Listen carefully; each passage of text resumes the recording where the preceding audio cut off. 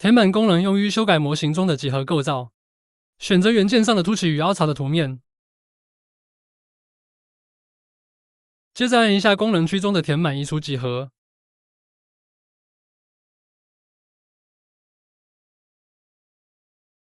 接着选取其中一个类的3个实体面。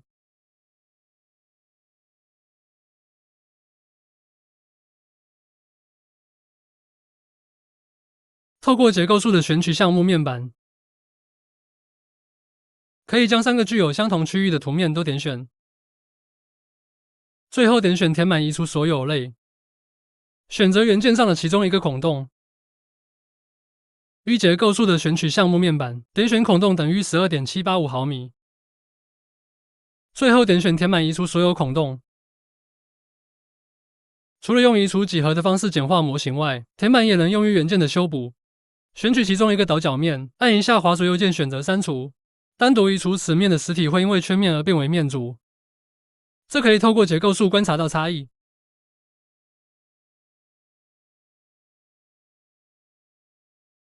接着按一下功能区的填满，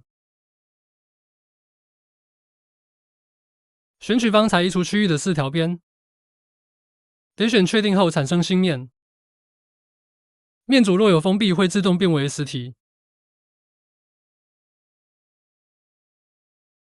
最后选取元件顶端的圆形图面，同样使用右键删除。